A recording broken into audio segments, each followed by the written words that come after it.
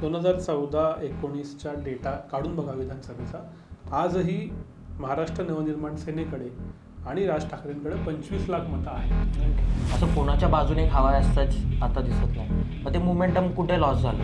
हिंदुत्वाचा जो प्रचार आहे तो महाराष्ट्रामध्ये खूप स्ट्रॉंगली प्रत्येक मतदारसंघामध्ये सुरू झालेला आहे की जाती जातीमध्ये विभागलं जाऊ नका. म्हणजे अगदी विरोधकांच्या बोलण्यातही आता कटेंगे बटेंगे तो कटेंगे हे यायला लागले. व्यक्ती म्हणून अतिशय चांगला लीडर असलेले राज ठाकरे राजकारणी म्हणून कमालीचे अयशस्वी आहेत. काय एखादा कलाकार एखाद्या मालिकेत आहे म्हणून तेवढा वेळ बघणं आणि पूर्ण वेळ ती मालिका ऐकण्यात जो फरक आहे ना, तो राज ठाकरेंवर प्रेम असलेला माणूस प्रत्यक्ष राज ठाकरेंना मतदान करण्यापासून का दूर राहतो, त्याचं उत्तर आहे असं मला वाटतं. सो त्या लाडकी बहीणला उत्तर सापडलेलं नाही. मुलींच्या शाळांच्या 150 वर्ष साजरी करतो आपण आणि आपल्याला अजूनही महिलांना 1,500 रुपये देऊन मतं विकत घेता येतात का? की ह्या राज्याला असल्या योजनांची गरज आहे का? उद्धव ठाकरे चेहरा नसणं किंबहुना त्यांच्या सर्वाधिक जागा न येणं, ते ॲक्टिव्ह नसणं, याचा तोटा एक प्रकारे महाविकास आघाडीला. तो तसं बंपकपणाचं कळस आहे. म्हणजे त्याला आपण ज्या सोशल मीडियातनं आपण बोलतो आहोत त्या सोशल मीडियातल्या रीलमध्ये माझं दिसावं. रोहित पवारांचं JCBतले गुलाल उधळाचे तो जो ट्रेंड होता त्या पिरियडमध्ये आलेला तो अजूनही कायम आहे. आज आपण बोलणार आहोत महाराष्ट्राच्या राजकारणाविषयी. आता निवडणुकाच्या याद्या जाहीर झालेल्या आहेत, निवडणुकीची तयारी अंतिम टप्प्यात आलेली आहे, बऱ्यापैकी प्रचाराला सुरुवात झालेली आहे आणि मग आता कोणते मुद्दे सेट होत आहेत, नक्की हवा कोणाची, या सगळ्या मुद्द्यांवर आपण बोलणार आहोत. आपल्यावर बोलण्यासाठी आज आहेत विनायक पाचलक सर, शीतल पवार मॅम आणि सम्राट फडणवीस सर. तर एक आता चालू झालं की ह्यांची हवा त्यांची हवा, तर सुरुवात इथूनच करायची की हवा कशी सेट होते आणि आता कोणाची हवा आहे असं वाटतं तुम्हाला? हवा कशी तयार होते त्याचे मल्टिपल फॅक्टर्स असतात. तुम्ही ज्याला हवा म्हणतात त्याला शास्त्रीय भाषेमध्ये नरेटिव्ह असं म्हटलं जातं. तर त्यामध्ये आपण प्रचाराचे मुद्दे काय मांडतो आहोत किंवा कशा आपल्याला उपलब्ध असलेल्या माध्यमांचा कसा वापर करून घेतो आहोत, या वेगवेगळ्या गोष्टी परिणाम करतात. प्रत्येक मतदारसंघाची रचना आणि त्याला उमेदवाराने दिलेला प्रतिसाद यानुसार त्या मतदारसंघामधलं नरेटिव्ह ठरत असतं. महाराष्ट्रामध्ये आत्ता अजूनही या क्षणी सुद्धा जागा वाटपाबद्दलच्या नरेटिव्हमध्ये महाराष्ट्र या क्षणी आहे. तसं निवडणूक किंवा प्रचाराच्या दिशेने अजून फारशी सुरुवात झालेली नाही आहे. आणि निवडणुकीला मध्ये असंही जाणवतं की महाविकास आघाडीमधल्या घटक पक्षांनी ऑलरेडी त्यांचे काही कॅम्पेन्स रिलीज केले, काही व्हिडिओज आपल्या समोर येतात. त्यामुळे त्यांचे मुद्दे काय असतील, त्यांचा टोन काय असेल ते दिसतंय. पण त्याला विरोध म्हणजे सत्ताधारी पक्षाकडनं काय उत्तर देण्यात येईल, त्यांचे काय मुद्दे असतील, फक्त विकास हा एवढाच मुद्दा नसेल, इतर काय मुद्दे येतील, त्यानंतर खरं तर निवडणुकीची हवा कुठल्या दिशेने नेमकी जाते ते कळेल. सर तुम्हाला काय वाटतं?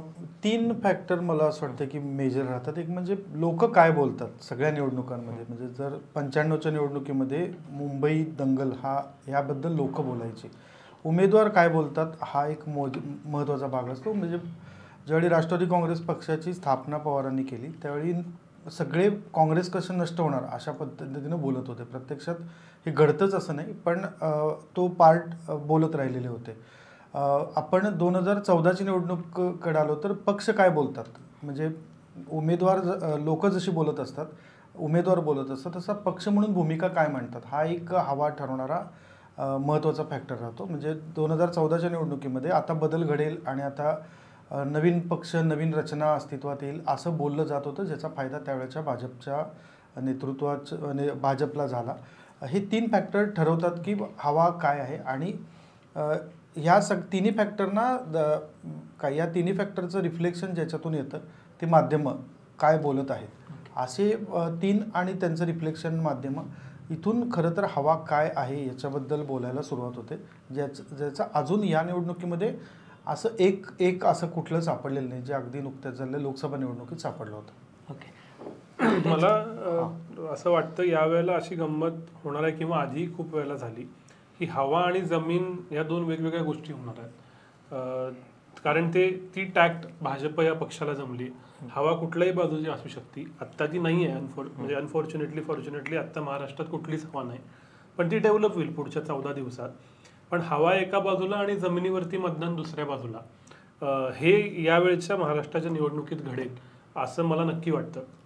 याचं कारण हवेच्या जीवावरती निवडून यायचं हा एकतर 2024 लोकसभेचा एक डोक्यात असणारा रेफरन्स आणि आपल्या बाजूनं हवा आहे असं वाटणं, मात्र दुसऱ्या बाजूला बूथवर मॅन टू मॅन काम करून त्यांना काही ना काहीतरी कन्व्हिन्स करून तिथं हवेच्या ऐवजी ग्राउंडवर जिंकणं, अशी ही लढाई हवा विरुद्ध जमीन अशी होणार 2024च्या विधानसभेला आत्ता, असं मला वाटतं.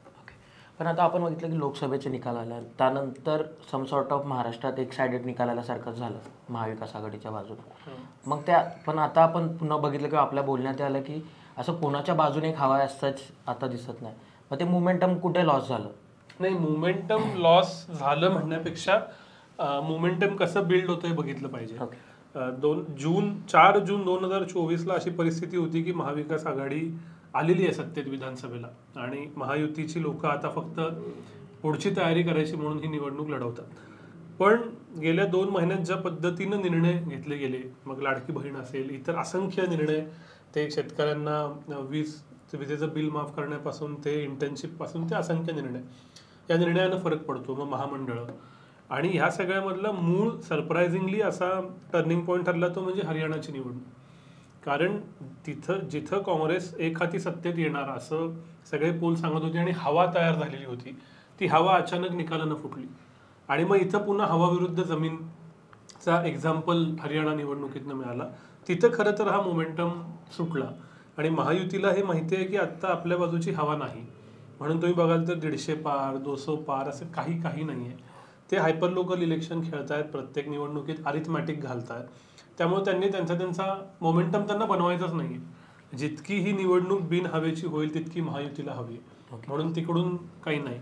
आणि महाविकास आघाडीनं जी हवा बनवलेली ती पहिल्यांदा वेगवेगळ्या निर्णयांना काउंटर काही नाही.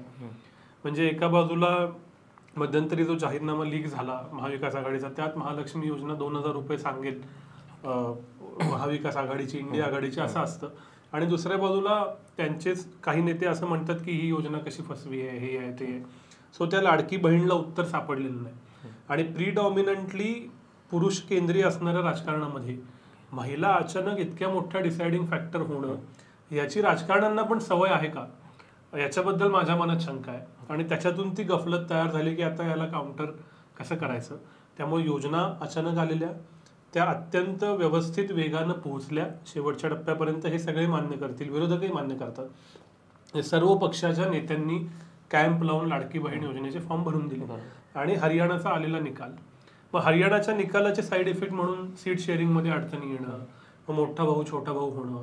मग आता सरप्रायझिंग भाग असा आहे की गेले 15-20 दिवस सीट शेअरिंग चालू आहे. हे लोकसभेलाही चालू होतं, पण त्यावेळेला प्रचारही चालू होतो ऑन ग्राउंड. आत्ता ऑन ग्राउंड प्रचारच दिसत नाही. सगळ्यांनी असं गृहीत धरले की प्रचार 4 नोव्हेंबरला सकाळी 9ला चालू होईल आणि 18 नोव्हेंबरला संपेल. सो ह्या सगळ्यामुळं थोडंसं असं डिसअलाइंड वातावरण आहे असं वाटतं. याला फक्त एक जोड देईल, प्रचाराच्या विनायकने मांडलेल्या मुद्द्यामध्ये प्रचार आत्ता म्हणजे भाजपच्या बाजूने बोलायचं तर 2 पातळ्यांवर दिसतो. ग्राउंडबद्दल बोलायचं असेल तर कदाचित उमेदवारांमध्ये क्लॅरिटी नाही आहे, पक्ष म्हणून नरेटिव्ह अजून यायचंय. विनायक म्हणतो तसं कदाचित भारतीय जनता पक्षाचा प्रयत्न असेल की खूप हायपर लोकल इलेक्शन व्हावी. पण हिंदुत्वाचा जो प्रचार आहे तो महाराष्ट्रामध्ये खूप स्ट्रॉंगली प्रत्येक मतदारसंघामध्ये सुरू झालेला आहे की जाती जातीमध्ये विभागलं जाऊ नका. म्हणजे अगदी विरोधकांच्या बोलण्यातही आता बटेंगे तो कटेंगे हे यायला लागलंय. मला वाटतं की ही त्या जे काही मागच्या 15 दिवसामध्ये ग्राउंडवरनं कुणीतरी कव्हर करत आणलंय त्यालाच ही आता मला वाटतं की अमोल कोल्हेनीच फक्त व्हिडिओ रिलीज केलेला आहे त्याच्यावर. बाकीचे अजून त्या हवेशी जुळले की नाही अजून कल्पना नाही. पण मला वाटतं की हे कुठेतरी सुरू झालेलं आहे आणि याच्यामध्ये विनायक म्हणतो त्याप्रमाणे जर आपण म्हणजे त्या गृहीतकावर हा मुद्दा आपण कन्सिडर केला तर भाजपने आणि महायुतीने ह्या मुद्द्यावर आघाडी घेतलेली दिसते. कदाचित तो त्यांच्या पक्षाचा प्रचार नाहीये पण त्यांच्या एकूण रचनेसाठी आणि उमेदवारासाठी तो पूरक प्रचार ठरेल याबाबत आपण शंका ठेवायला नको. म्हणजे काय हवा येणार आहे तर त्याच्यात बटेंगे तो कटेंगे येणार आहे हे नक्की आहे. ज्या 2-3 मुद्द्यांवर हवा पुढच्या 14 दिवसात डेव्हलप होईल. आणि पुन्हा एकदा व्हॉट्सॲपचा अत्यंत प्रभावी वापर, कोणाचंही भाषण तुम्हाला आत्ता दिसत नाहीये त्या मुद्द्यावरती, कोणी मोठी सभा घेऊन जाहीर आवाहन केलं असं पण नाहीये. अत्यंत शांतपणे विशेषतः व्हॉट्सॲप स्टेटसच्या आणि व्हॉट्सॲप फॉरवर्डच्या माध्यमातून सायलेंट हवा या विषयाची तयार होते जी पुढे येईल. अशीच कदाचित महाविकास आघाडीकडून शरद पवारांच्या बाजूने येईल, ते लढतायत अशा स्वरूपाची. पण या 2 म्हणजे एक शरद पवारांबद्दलची सहानुभूती आणि एक बटेंगे तो कटेंगे, या 2 हवा 4 नोव्हेंबर ते 18 नोव्हेंबर मध्ये नक्की डेव्हलप होतील असं आत्ता या क्षणी मला वाटतं. मला दोन गोष्टी त्यात ॲड करायच्यात. खरं तर आपण बरोबर 6 महिने मागे गेलो, म्हणजे समजा मार्च मध्यावर अजून बघितलं तर मार्चच्या मध्यावर अशी चर्चा होती की या निवडणुकीत काहीच हवा नाही आहे, ही निवडणूक एकतर्फी होणार आहे, विरोधकांकडे मुद्देच नाही आहेत, ह्या निवडणुकीत काहीच घडणार नाही, असे टी व्हीवरच्या डिबेट्स आपल्याला अगदी न्यूजपेपरमधल्या हेडलाईन्समध्ये दिसतील की या निवडणुकीत कुठलीही हवा नाही आहे. आणि मग कोणतरी घेगडे येतो आणि तो म्हटला की 400 जागा आम्हाला पाहिल्यात कारण आम्हाला संविधान बदलायचं. आणि मग अख्ख्या भारतभर ती लाट सुरू झाली आणि संविधान बदलाची चर्चा सुरू झाली, ज्याचा फटका भाजपला बसला. याचा अर्थ हवा म्हणजे वातावरण असणं नसणं याच्यापेक्षा ते क्रिएट करता येणं हा एक मेजर पार्ट राहतो. आणि चूक म्हणजे काय तर ज्यातनं सुधारलं नाही ती चूक. भाजपनं आणि एकनाथ शिंदे अजित पवारांनी त्या आधीच्या लोकसभेच्या धड्यातनं मोठं शिक्षण घेतलंय, अजून तरी त्यांनी त्यांची किल्ल्यासारखी बंदिस्ती ठेवली.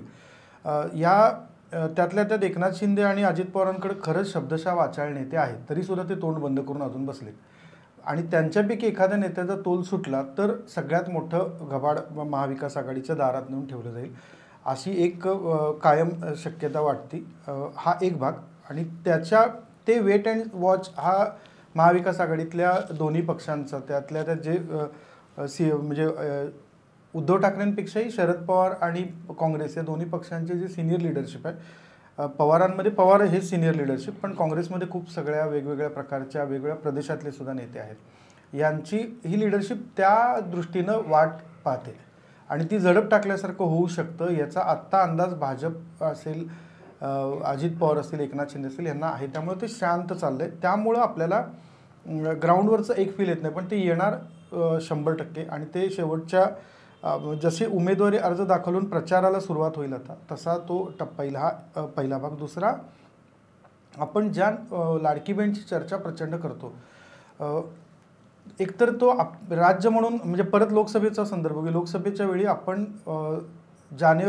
डिसेंबर जानेवारीपासून सतत असं सांगितलं जात होतं की या देशातल्या 80 कोटी लोकांना आपण धान्य मोफत देतो.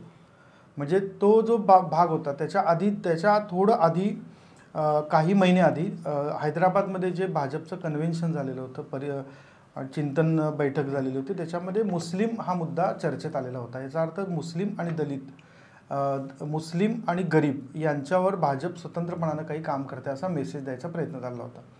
पण त्याचा इम्पॅक्ट प्रत्यक्षात मतदानावर नाही जाणवला देशभरात कुठेही.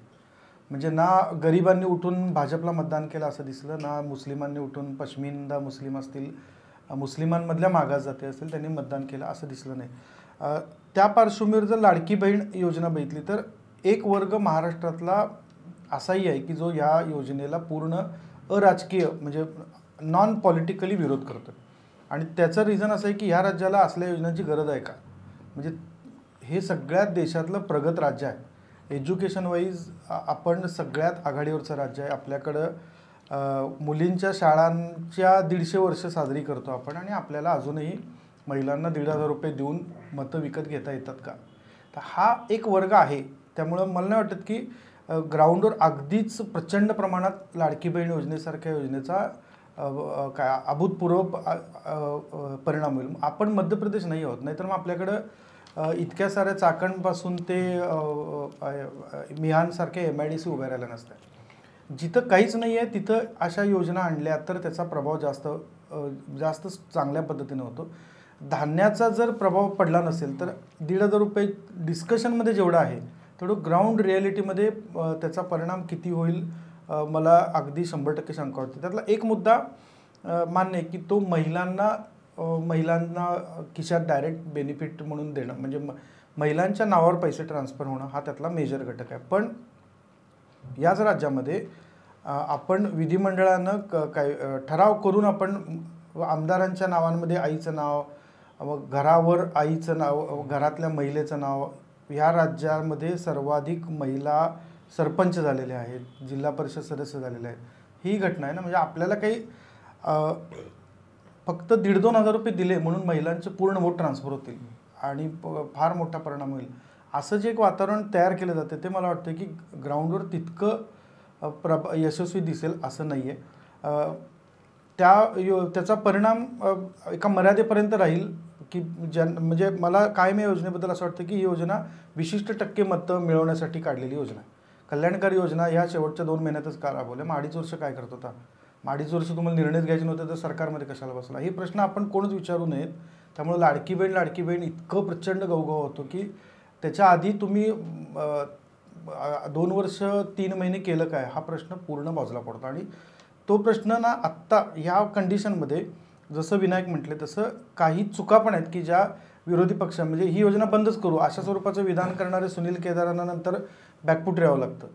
तर एकतर ह्या स्वरूपाच्या योजना ज्या फुकट गोष्टी देणाऱ्या असतात ना त्यांच्याबद्दल सरसकट टीका करताच येत नाही. कारण मग कुठला तरी एक घटक दुखावला गेला, मग त्याला नाराज केलं, मग त्याचा लाभ आपण त्या लाभापासून दूर जाऊ ह्या भीतीनं पॉलिटिकल पार्टीज ते पूर्णपणाने टाळतात. पण हे टाळल्यानं जर सुनील केदारांनी केलेलं विधान विपर्यास होतं का त्याचा चुकीच्या पद्धतीने इंटरप्रिट झालं माहीत नाही. पण सरसकट अशा योजना 1,500-2,000 हजार रुपये खिशात देणाऱ्या योजना महाराष्ट्रासारख्या ज्याला सगळ्यात जास्त औद्योगिकरण झालेल्या राज्यामध्ये देशाच्या पातळीवर 50%हून अधिक शहरीकरण झालेल्या राज्यामध्ये आवश्यक आहेत का, हा आपण राज्यकर्त्यांना विचारलं पाहिजे, धोरणकर्त्यांना विचारलं पाहिजे, तो कुठल्याही पक्षाचा आमदार असो. कारण आता ह्याची स्पर्धा जी सुरू होईल ते आम्ही 2,500 देतो, आम्ही 3,000 देतो, मी 5,000 देतो. तुम्ही जर फुकट मला पैसे देणार आहेत तर मग मी शिकायला कशाला जाऊ? मग तुम्ही शिक्षण तरी बंद करा. मग ते सावित्रीबाई फुले शिक्षण योजना वगैरे बंद केल्या आणि ते सगळं कन्सॉलिडेट करून मला एका बाईला 10,000 रुपये द्या, ती घरात बसून स्वयंपाक करेल, जेवणखाण करेल आणि सरकारचे 10,000 रुपये घेईल.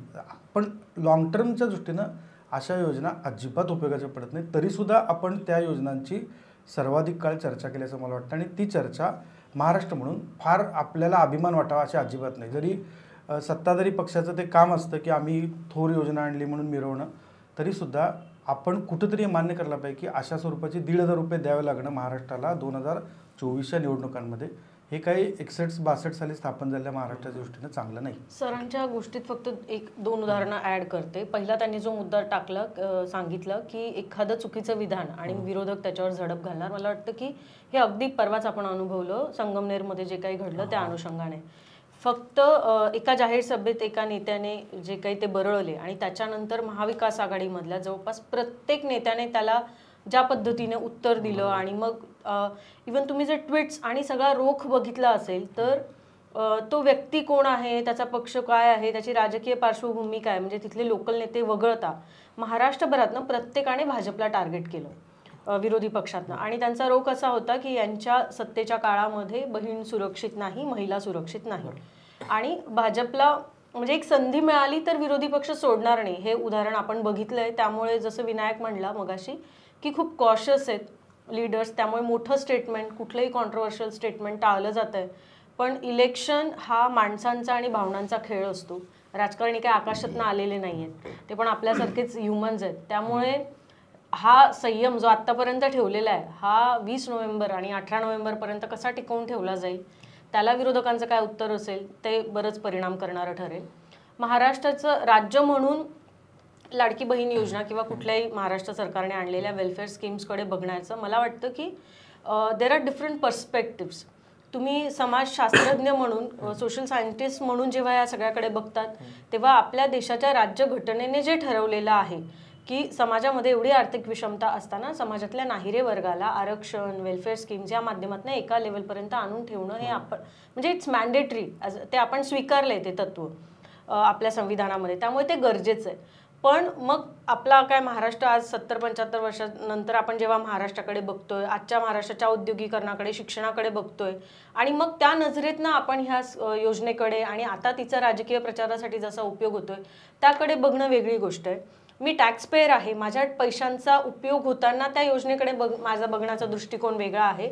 पण माझ्या खात्यावर दर महिन्याला मला माझ्या हक्काचे 1,500 रुपये जेव्हा येतात तेव्हा एक महिला म्हणून, एक गरजू महिला म्हणून माझा त्या पैशांकडे बघण्याचा दृष्टिकोन पूर्णपणे वेगळा आहे.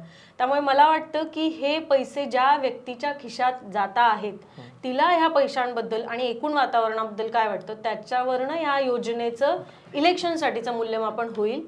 आपल्याला, तुम्हाला, मला काय वाटतं याच्यावरनं त्या योजनेचं किंवा इतर कुठल्याही योजनेचं मूल्यमापन करणं या क्षणी चुकीचं असतं. एक्झॅक्टली. म्हणजे आपण जसं सरांनी सांगितलं असं की आपण मध्य प्रदेश पण नाही आहे, आणि बाजूला आपण तेलंगणाला बघितलं तर तिथे तर मोठ्या प्रमाणात पैसे दिले होते, म्हणजे इन टर्म्स ऑफ निधी, त्यांचे रैतू बंधू वगैरे होते. सो त्याच्यावरनं कळेल. पण सर तुम्ही जसं सांगितलं की सर म्हटले की महायुतीने बऱ्यापैकी लोकसभेतून शिकले, लोकसभे निकालातून विविध योजना आणल्या, पण आपल्याला दिसतं की मोमेंटम नाहीच आहे ना. तरी पण महाविकास आघाडीकडे मोमेंटम नाही आहे निकालानंतर. मग तुम्हाला काय वाटतं, ते मोमेंटम आहे नाही की लॉस? नाही, महाविकास म्हणजे ह्या महाविकास आघाडीचा सगळ्यात मोठा दोष असा आहे की सर्वाधिक काळ महाराष्ट्रात सत्ता भोगलेली लोक त्या महाविकास आघाडीच्या बाजूनं तिथं आहेत. त्यामुळं काँग्रेस किंवा राष्ट्रवादी, पुन्हा हे काँग्रेस लाईन जी आहे केंद्रीय पातळीवरची, भारत पातळीवरची, ती सगळी लाईन आहे. खूप काळ सत्ता भोगलेली असल्यामुळे त्यांना एकतर सत्तेपासून दूर राहायचा प्रॉब्लेम असतो कायम. शरद पवारांच्या पक्षाचं वैशिष्ट्य आधी आणि आत्तासुद्धा जे नव्यानं बांधणी करून पवार जो पक्ष उभा करू पाहतात, तिथं अगदी तळागाळातून आलेला कार्यकर्ता असा अपवाद असतो, जो अपवाद आहे म्हणून नियम असा आहे त्यांचा की सगळे संस्थानिक असतात स्थानिक पातळीवरचे. त्यांना थोडंफार यश आलं की आता सगळं आकाशाला हात लागले अशा स्वरूपाचा अप्रोच हा आधीपासून आहे. काँग्रेससारख्या पक्षाला विशेषतः विदर्भामध्ये, मध्य मराठवाड्यामध्ये लोकसभा निवडणुकीत मिळालेली मतं लक्षणीय होती, खूप चांगल्या पद्धतीनं मतं मिळालेली होती. त्याच्यासाठी पक्षानं फार मोठं काम ग्राउंडवर झटून केलं आहे कार्यकर्त्यांनी, असं लोकसभेमधलं चित्र नव्हतं. राहुल गांधींची एक स्वतःची प्रतिमा जी राहुल गांधींनी कष्ट करून बदलत आणलेली आहे, त्या प्रतिमे जरी राहुल गांधी जाहीरपणानं मीडियावर टीका करत असले तरी मीडियानंच त्यांचा ती यात्रा प्रत्येक गल्लीबोळात घरापर्यंत पोचवलेली होती. पण या स्वरूपाच्या यशामुळं एक स्वाभाविक लिथार्जी येते. उद्धव ठाकरेंचा सगळ्यात मोठा प्रॉब्लेम असा आहे की आदित्य ठाकरे जमिनीवर आहेत पण उद्धव ठाकरे ग्राउंडपासून खूप दूर असतात. उद्धव ठाकरेंना जे सांगितलं जातं त्यावर उद्धव ठाकरेंचा सर्वाधिक जास्त त्यावरनं आकलन ठरवण्याचा कल राहतो. त्यामुळं एका बाजूला शरद पवारांकडे असलेले नव्या म्हणजे जुन्याच घरातले पण नव्या दमाचे संस्थानिक, ज्यांना सत्तेपासून दूर राहायचं माहिती नाही अशा काँग्रेसचे जुना गट आणि ग्राउंडपासून दूर राहिलेले उद्धव ठाकरे, या तिघांना ज्यावेळी लोकसभेमध्ये इतकं प्रचंड यश मिळतं त्यावेळी स्वाभाविकपणे एक लिथार्जी येते. आणि ती लिथार्जी सुरू एका बाजूनं असताना दुसऱ्या बाजूनं सरकार म्हणून एकनाथ शिंदे अफाट ॲक्टिव्हेट होतात आणि नव्या योजना आखायला लागतात. त्यामुळं लिथार्जी आल्याचा एक त्यांचा तो भाग काय होता की आता आपण निवडून येणारच आहोत, आता आपल्याला फक्त मुख्यमंत्री ठरवायचं आहे. त्यामुळं संजय राऊत अकारण रोज सकाळी उठून ज्यावेळी मुख्यमंत्रीपदाच्या चेहऱ्यावर बडबड करत होते त्यावेळी ते मीडिया स्पेस छान ऑक्युपाय करत होते, प्रश्न तो अजिबातच नाही. त्यांना वाटलं तर ते 24 ताससुद्धा मीडियासमोर राहू शकतात. पण शिवसैनिक म्हणून उद्धव ठाकरेंबरोबर राहिलेला कार्यकर्ता असो, शरद पवारांच्या पक्षाचा पण शिवसेनेला मतदान केलेला, उद्धव ठाकरेंना मतदान केलेला कार्यकर्ता असो, किंवा काँग्रेसचा कट्टर मतदार असो ज्यानं यावेळी म्हणून उद्धव ठाकरेंच्या पक्षाला मतदान केलं, यांनी काय मेसेज घ्यायचा की तुम्ही मुख्यमंत्रीपदाच्या चेहऱ्यासाठी म्हणून आमचा वापर करताय किंवा आम्हाला इग्नोर करताय का? ह्यातून महाविकास आघाडी म्हणून एक काय लिथार्जी आणि त्याच्यानंतर डाऊन ट्रेंड असा भाग गेल्या दीड महिन्यामध्ये खूप जाणवत राहिला. त्याच्यातला शेवटचा भाग मला असं वाटतं की हे सगळ्यातनं सावरायची ताकद त्या पक्षातल्या नेत्यांमध्ये आहे. त्यामुळं असं नाही होणार की ते निवडणूक जाहीर झाल्यानंतर सुद्धा अगदी प्रचाराला सुरुवात झाल्यानंतर सुद्धा अडून बसतील. पण राऊतांनी तोंडावर नियंत्रण ठेवलं, नको तिथं कमीत कमी त्यांनी शब्द वापरले, तर मला वाटतं की ह्या तिन्ही पक्षांमधला समन्वय पुढच्या टप्प्यामध्ये पुढच्या 2 आठवड्यांमध्ये वाढत राहील. असं नाही होणार की तो समन्वय अगदीच संपून एकमेकांच्या उरावर बसतील. एक 100% जे आपण सुरुवातीपासून म्हणतोय की जो लोकसभा निवडणूक निकालानंतर जो एक वातावरण होतं ते वातावरण विधानसभा निवडणुकीचे उमेदवारी अर्ज भरून झाले तरी अजून निर्माण झालेलं नाही महाविकास आघाडीच्या बाजूनं, जे ते निर्माण करायचा प्रयत्न पुढच्या 2-3 आठवड्यामध्ये करतील. फक्त एक मुद्दा ॲड करते सरांच्या बोलण्यात, सॉरी विनायक तुला बोलायला मी म्हणजे तुला कमी वाव मिळतोय, फक्त एक पॉईंट ॲड करते. महाविकास आघाडीमध्ये त्यांच्यात किती समन्वय आहे वगैरे, मला वाटतं की आता 288 जागांचे उमेदवार जाहीर होतील, माघार होईल, चित्र स्पष्ट होईल, तेव्हा तो समन्वय अधिक स्पष्टपणे होईल. पण त्यामध्ये एक गोष्ट लक्षात घ्यायला पाहिजे की विरोध कोणाला करायचा आहे यामध्ये त्यांना प्रचंड क्लॅरिटी आहे. आणि त्यामध्ये त्यांचा सर्वाधिक विरोध हा क्रमांक 1 वर आपल्याला भारतीय जनता पक्षाला दिसतो. आणि मग त्यानंतर काही ठिकाणी एकनाथ शिंदे आणि काही ठिकाणी अजित पवार. सो सिलेक्टिव्हली म्हणजे उद्धव ठाकरे यांची शिवसेना उद्धव बाळासाहेब ठाकरे पक्षाचा अटॅक हा एकनाथ शिंदेंवर आहे, तर राष्ट्रवादी काँग्रेस शरदचंद्र पवार पक्षाचा अटॅक हा अजित पवारांवर आहे. पण अदरवाईज एक कॉमन टार्गेट म्हणून विरोधकांच्या अजेंड्यावर मात्र भाजप आहे, एवढं नक्की.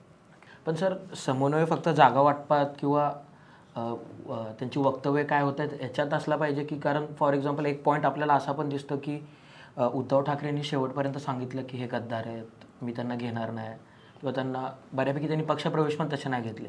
पण दुसऱ्या बाजूला आपण बघतो की शरद पवार शेवटच्या मुमेंटपर्यंत उमेदवार घेत आहेत, अगदी अजित पवारांबरोबर गेलेले. मग शेवटी मग हे दोन वेगवेगळे नॅरेटिव्ह पोचू शकतात लोकांपर्यंत. मग अशा वेळी हा समन्वय कसा दिसेल? मग ह्याच्यातून कसं सांगणार की हे पक्ष तोडला किंवा हे गद्दार आहेत, हे गोष्टी कशा सांगणार? नाही, इथं मला एक वेगळा मुद्दा मगाशीच्या चर्चेत पण ऍड करायचा होता की उद्धव ठाकरे चेहरा नसणं किंबहुना त्यांच्या सर्वाधिक जागा न येणं, ते ऍक्टिव्ह नसणं, याचा तोटा एक प्रकारे महाविकास आघाडीला आहे. याचं कारण असं की उद्धव ठाकरेंच्या बद्दल महिलांच्या मनातही सहानुभूती होती महाराष्ट्रात. आमच्या ड्रॉइंग रूम मधला माणूस, घरातला माणूस.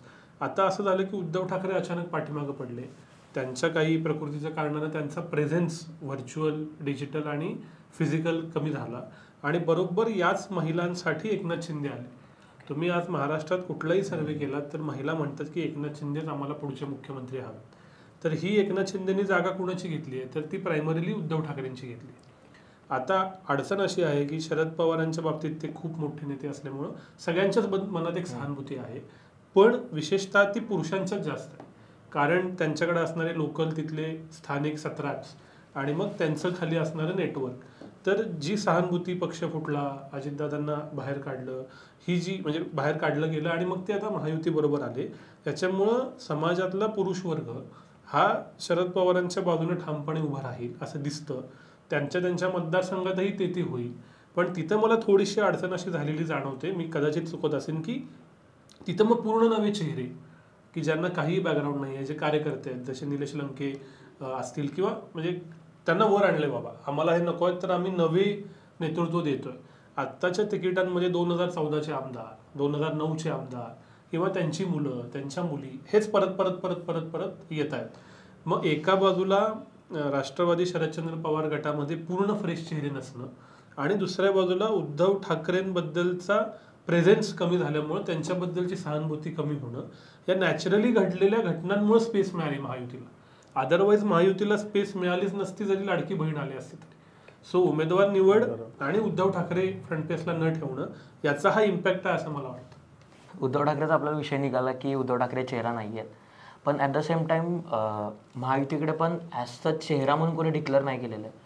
मग तिथे सर कसा फरक पडेल की फडणवीस डिक्लेअर आहेत असं वाटतं तुम्हाला? नाही, ते महायुती त्या ट्रॅपमध्ये अडकतच नाही आहे, आणि महाविकास आघाडी सुद्धा त्या ट्रॅपमध्ये आहे. ती काही मोदी नव्हेत ना, की यातलं म्हणजे महाराष्ट्रात जे काही 5-6 आहेत पॉलिटिकल लीडर, त्यांच्यामध्ये असं काही करिश्मॅटिक लिडरशिप असं कोणामध्ये नाही आहे, हे आपण मान्य करायला पाहिजे. म्हणजे काही शरद पवार म्हणणार आहेत मी मुख्यमंत्री पदाचा चेहरा, त्यामुळे महायुती ह्या ट्रॅपमध्ये, महाविकास आघाडी ह्या ट्रॅपमध्ये पहिल्यापासून अडकलेली नाही की मुख्यमंत्री पदाचा चेहरा कोण. आणि म्हणून ज्यावेळी महाविकास आघाडी विचारते मुख्यमंत्री पदाचा चेहरा कोण, त्यावेळी सुद्धा महायुती त्या म्हणजे ही दोघेही एकमेकांच्या ट्रॅपमध्ये आता अडकत नाहीत.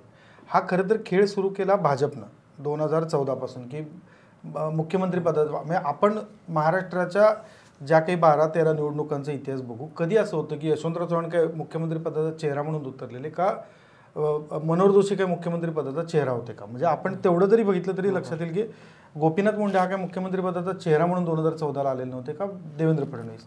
हा प्रकार सुरू झाला गेल्या 10 वर्षातला, कारण मोदींसारखा एक मोठा ब्रँड समोर आहे, आणि त्या एका ट्रॅपमध्ये त्यावेळी काँग्रेस फसलीच ना. मग काँग्रेसनं आमचा चेहरा म्हणून राहुल गांधी पुढे केला आणि खड्ड्यात गेले ते. आता हे ज्यांनी खेळ सुरू केला त्यांनीच तो कंट्रोल करायला सुरुवात केली. त्यामुळे ते कुठेही देवेंद्र फडणवीसने विचारलं तुम्हाला मुख्यमंत्री व्हायचं का, तर ते काय म्हणतात महायुतीचा जो असेल तो ठरवेल वगैरे असं. म्हणजे हे मोघमपणा आहे, जे खरं पॉलिटिक्स आहे, जे भाजपनं एक गेम सुरू केला आणि आता तो स्वतः थांबवला आहे. त्यामुळं मुख्यमंत्री पदाचा चेहरा कोण, काँग्रेससारख्या ठिकाणी जिथं वडेट्टीवारांचा अनुभव 30-35 वर्षांचा आहे, थोरातांचा अनुभव हा 40-45 वर्षांचा आहे, पृथ्वीराज बाबांचा अनुभव हा 50 वर्षांचा आहे, अशा वेळी कोण चेहरा म्हणून आणणार. त्यामुळे भाजपनं ज्यावेळी हा प्रयत्न केला, एकनाथ शिंदेनी केला, त्यावेळी हा मुद्दा आला की त्या ट्रॅपमध्ये महायुतीचं कोणी अडकलेलं नाही ना, महाविकास आघाडी त्यात अडकते. तो खेळ ज्यांनी सुरू केला. याला फक्त एक जोड देते की महाराष्ट्र राज्य कसं रिस्पॉन्ड करतं. आपण जसं खालच्या राज्यांमध्ये जातो, प्रादेशिक अस्मिता, हिरोइझम खूप मोठं आहे की जे मोदींनी, सरांनी उदाहरण दिलं की नरेंद्र मोदींनी ते 14 मध्ये वापरलं आणि ही इमर्ज्ड ॲज अ फेस. तसं 19च्या इलेक्शनमध्ये भाजपने तो प्रयोग केला. राज्यात देवेंद्र, देशात नरेंद्र. पण महाराष्ट्र हे सदन राज्यांसारखं राज्य नाही आहे की जिथे तुम्ही एकाच व्यक्तीला एकदम हिरोईक असं बघतात. म्हणजे काँग्रेसचं सरांनी उदाहरण दिलं की विदर्भातले काँग्रेस, त्यांचं नेतृत्व वेगळं आहे, पश्चिम महाराष्ट्रातले नेते वेगळे आहेत, नगर जिल्ह्यामध्ये काँग्रेस, म्हणजे विखे आणि थोरात हे तसे काँग्रेसमध्ये असतानाही थोरातांचं महत्त्व तिथे वेगळं होतं, विखेंचं महत्त्व तिथे वेगळं होतं. पश्चिम महाराष्ट्रामध्ये सरांनी उल्लेख केल्याप्रमाणे पृथ्वीराज बाबा असतील किंवा कोल्हापुरातनं बंटी पाटील असतील किंवा तिकडे विश्वजित कदम असतील, या प्रत्येक नेत्याचं किंवा त्यांच्या पूर्वीच्या पिढीचं एक अस्तित्व होतं काँग्रेस म्हणून. आणि त्यामुळे काँग्रेसच्या काळात, कारण सर्वाधिक जुना पक्ष आणि महाराष्ट्राचं राजकारण हे नाही म्हटलं तरी काँग्रेसच्या जडणघडणीत तयार झालेलं आहे, तर राज्यव्यापी असं एक नेतृत्व आणि तेच आम्ही महाराष्ट्र म्हणून स्वीकारू अशा आपल्या राज्याची रचना नाही. आपल्याकडे महाराष्ट्र अस्मिता असं सरसकट खालच्या राज्यांसारखं, साऊथच्या राज्यांसारखं इलेक्शन होत नाही. विदर्भातल्या माणसाची पश्चिम महाराष्ट्रातल्या कोल्हापूर, सोलापूर, सांगलीतल्या महाराष्ट्रासोबतची अटॅचमेंट फक्त महाराष्ट्र धर्म ह्या एका विषयाला जोडून नाही.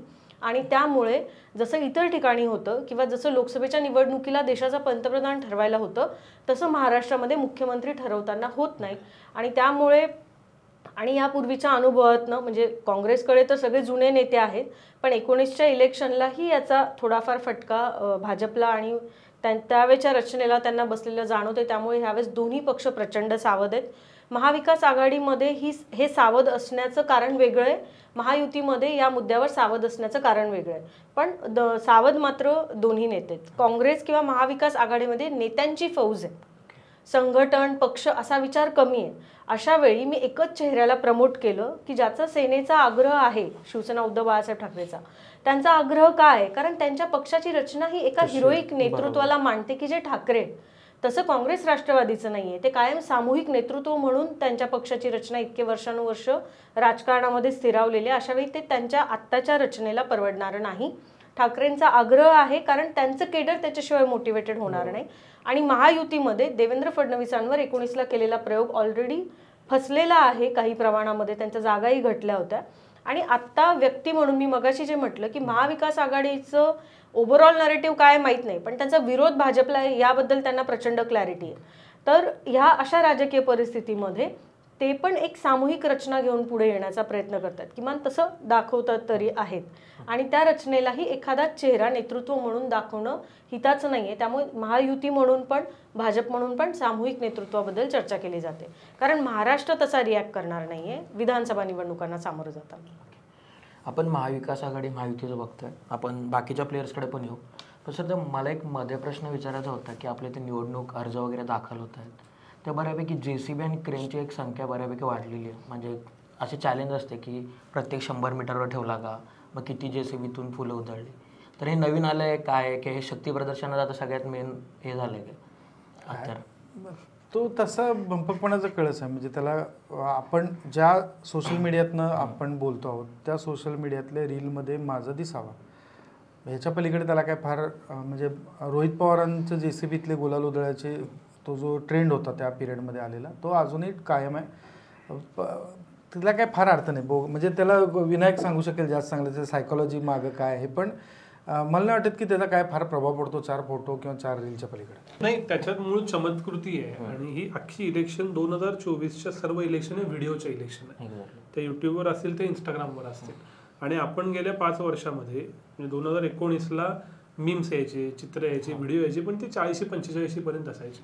म्हणजे 40-45च्या वयोगटापर्यंतसाठी तो कॉन्टेंट कन्झ्युम व्हायचा. कोविडनं काय केलं तर 80 वर्षाच्या मतदारापासून ते 18-19 वर्षाच्या फर्स्ट टाइम व्होटरपर्यंत सगळ्यांना डिजिटल करून टाकलं. पुन्हा आपल्या सगळ्यांनाच इन्क्लुडिंग 80 वर्षाच्या व्यक्तीपर्यंत सुद्धा दर मिनिटाला नवा ट्रिगर हवा. पुन्हा हा दुसरा भाग, म्हणजे आपण दर मिनिटाला नवीन रील बघतो. आणि तिसरं प्रचंड कंटेंट ओव्हरलोड. मला म्हणजे कुठलाही साधा इच्छुक असू दे, की समजा असं पकडू की ज्यानं नगरसेवक पदाची निवडणूकही नाही लढवलेली किंवा गेल्या वेळेचा माजी आमदार असू दे जो आता सिटिंग एमएलए फाईट करतोय, ही दोघं पण मला 1-1 मिनिटं दिसून जाणार आहे आणि इंस्टाग्रामवर बूस्ट करून त्या दोघांचे अटेन्शन स्पॅन तेवढाच असणार आहे. आता मग ही लढाई लेवल प्लेइंग फील्डची आहे ना, मग त्यात माझं लक्ष कसं वेधून घ्यायचं. मग जेसीबी दिसल्यावर लक्ष वेधून चमत्कृती दिसली की आपल्या लक्षात राहतो की अरे यानं हे केलं म्हणजे हा लक्षात राहील. मग कोणी सायकलवरून फॉर्म भरतं, कोणी चालत जाऊन फॉर्म भरतं आणि हे आपल्या समाजाच्या सर्वच घटकात दिसते. त्याच्यात राजकारण काही वेगळं नाही. सो अटेन्शन ग्रॅबिंगसाठीचा हा मार्ग आहे. तो या इलेक्शनचा काय म्हणायचं, ज्या पद्धतीने इलेक्शन डेव्हलप होते त्याचा परिणाम आहे. इव्हेंच्युअली असं वाटतं की कधीतरी या सगळ्याचा कंटाळा लोकांना येईल, मग आता अजून चमत्कृती पूर्ण काही उरणार नाही आणि तिथं सगळं संपेल असं कधीतरी होईल. म्हणजे दिसतंय नाही, हे कसं दिसतंय की हे सगळं करूनही ग्राउंडवरती शेवटी बूथ बांधल्याशिवाय इलेक्शन जिंकता येत नाही. हे आता जे लक्षात यायला लागलंय त्याच्यातनं या सगळ्याचे असे प्रकार कमी होतील असं वाटतं. सर हा भंपकपणा तुम्ही म्हटले, मग ह्या इलेक्शन पुरतं आहे का की मागे पण होता वेगळ्या प्रकारचा? Also out of compulsion. पण काय कंपल्शन आहे, म्हणजे यांनी स्वतःवर थोडं तरी आपण जरांगे पाटलांच्या सभांना पण मग लोक एवढे मोठे जेसीबी लावतात, तर काय होतंय ना जरांगे पाटलांच्या तो करू शकतो तर मी का नाही, असं नाही वाटत आउट ऑफ कंपल्शन नेत्यांमध्ये. तेच आहे ना, म्हणजे मध्य प्रदेश लाडकी योजना आणतं म्हणून मी पण आणतो ना, मग मी 1,500च्या आणण्याच्या ऐवजी मी 5,000च्या आणतो, 5,000च्या ऐवजी 10,000 आणतो. तो जेसीबी आणतो तर मी हेलिकॉप्टरमध्ये टाकतो. जो शब्द वापरला ना तुम्ही चमत्कृती, हा शब्द ह्याच्या पलीकडे उद्या तुम्ही म्हणाल की लग्नही आहेत ना, हवेत लावतात, रेल्वेत लावतात, जमिनीखाली, काय ते 30 सेकंदात माझं अटेन्शन पहिल्या 3 सेकंदात रील नाही माहिती तर रील पण पुढे जाते. आणि त्याला म्हणजे मला नाही वाटत की प्रामाणिक पण म्हणजे ते कार्यकर्ते गुलाल उधळणारे कार्यकर्ते असतात ना, ते सगळीकडेच असतात. ते काय तुम्ही एक 50,000 रुपये दिले तर मी पण काय आहे की हे इलेक्शन जिंकल्यानंतर करणं आपण स्वाभाविक मानू, कारण तितकी आपली भावना उत्कट असते. प्रचाराचा फॉर्म भरताना, ताकद दाखवताना, आता मुळात ताकद दिसताना ते एकाच रस्त्यावर हजारभर लोकांनी दिसली. सोशल मीडियावर असा अँगल लावायचा की जगातली सगळ्यात जास्त गर्दी माझ्यासाठी आलेली आणि ती हवा, जो तुम्ही पहिला प्रश्न विचारला, हवा करायची, त्यासाठीचे मार्ग आहेत. पण ह्या मार्गांवर आता फक्त इलेक्शन नाही उरली. एक असं हायपोथेसिस आहे 14 आणि 19 मुळे की फक्त सोशल मीडियामुळे इलेक्शन जिंकता येते, तर असं नाही आहे 2024ला. ही सरळ सरळ अरिथमॅटिकची इलेक्शन आहे. दोन्ही महायुती आणि महाविकास आघाडीकडच्या मतांच्यात काही लाखाचा फरक आहे. अशा वेळेला हवेवर फक्त इलेक्शन झाली असती तर निकाल आता म्हणजे आपण चर्चाच करायला बसलो नसतो, एकपत क्लिअर होतो. आणि विनायकच्या ह्याच्यात एक पॉइंट ऍड करते की मल्टिपल कॅन्डिडेट्स प्रत्येक विधानसभा क्षेत्रामध्ये आहेत.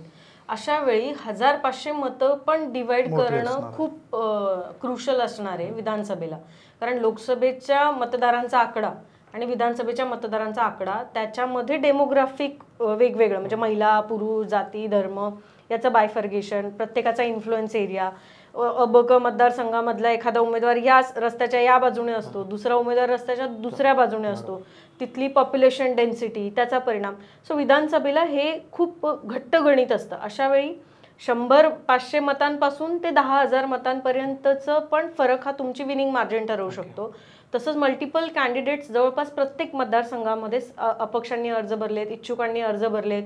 काही ठिकाणी हे अपक्ष इच्छुक स्ट्रॉंग आहेत. युती आघाडीमध्ये पण जाहीरपणे वाच्यता नाही, पण भरपूर ठिकाणी मैत्रीपूर्ण लढती होऊ शकतील. म्हणजे 2-2 उमेदवारांना त्या घटक पक्षांमधल्या दोन्ही पक्षांनी बी फॉर्म दिले, अशी परिस्थिती. मला वाटतं या सर्व पार्श्वभूमीवर याने मगाशी जो मुद्दा मांडला की बूथ बांधणं, हे त्यामुळे हे क्रुशल बनतं की तो जो काही 1,000 लोकांचा एक बूथ असणार आहे, त्यातलं एकूण एक मत मी माझ्यापर्यंत कसं आणतोय ते तुम्ही जिंकणार आहात की नाही हे ठरवेल.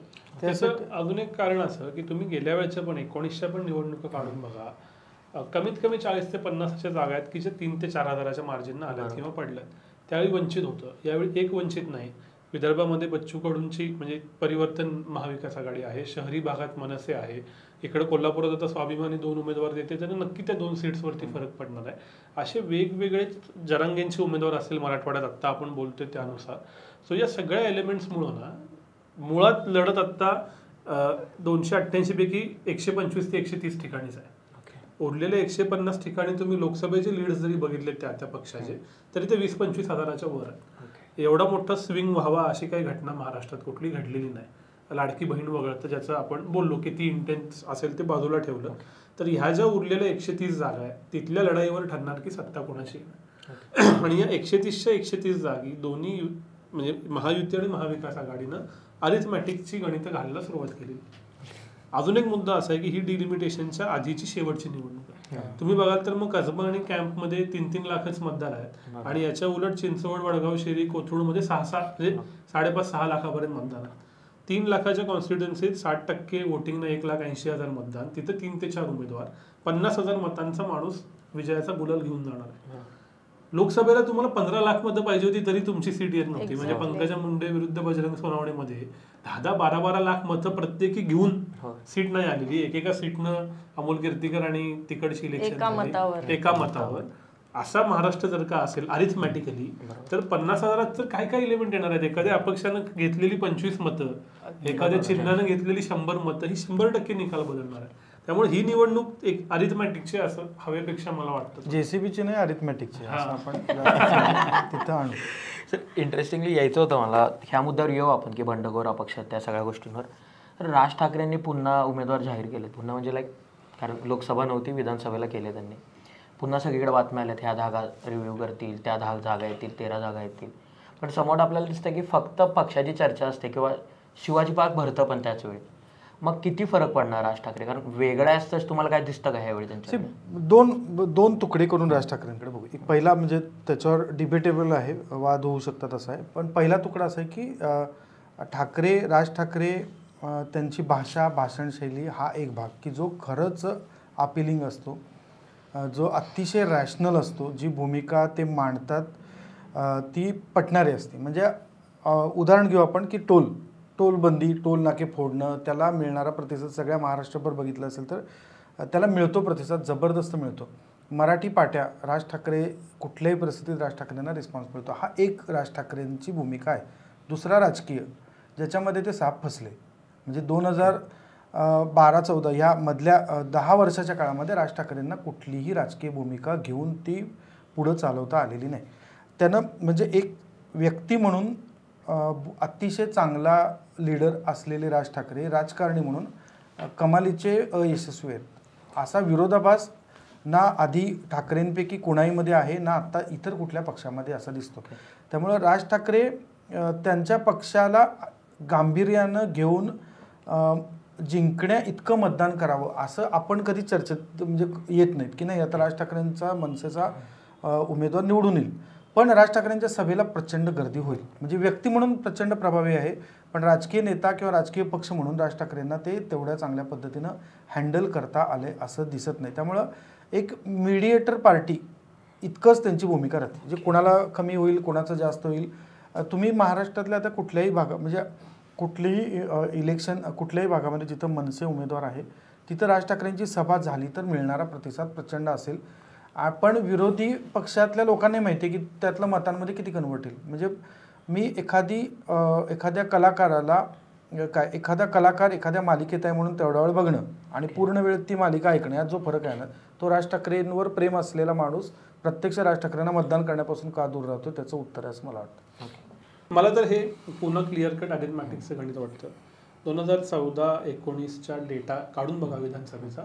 आजही महाराष्ट्र नवनिर्माण सेनेकडे आणि राज ठाकरेंकडे 25 लाख मतं आहेत महाराष्ट्रामध्ये. आणि 25 लाख मतं हा आत्ताच्या अरिथमॅटिकमधला खूप मोठा आकडा आहे. फक्त ती सगळीकडे 2-4, 5,000, 10,000 डिस्ट्रीब्युटेड आहेत. आणि इतकी व्हॉलटाईल सिच्युएशन असताना 4, 5, 6, 8 आमदार आलेला माणूसही किंगमेकर नक्की होऊ शकतो. त्यामुळे राज ठाकरे यावेळी अधिक सिरियसली इलेक्शन लढत आहेत आणि त्यांच्याकडे तितक्या अधिक सिरियसली बघायला हवं असंही मला वाटतं.